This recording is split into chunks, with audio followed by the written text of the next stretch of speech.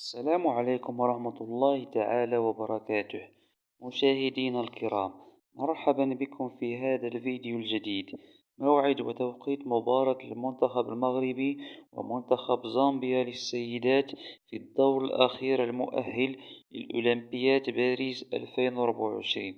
والقنوات الناقلة للمباراة: سيواجه منتخب المغرب منتخب زامبيا في مباراة الذهاب يوم الجمعة 5 أبريل 2024 بزامبيا في حدود الساعة 3 زوالا بالتوقيت المغربي.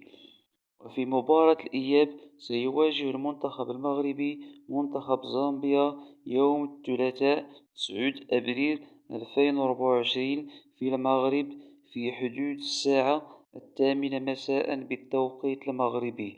ومن المنتظر نقل هذه المباراة على قناة الرياضية المغربية.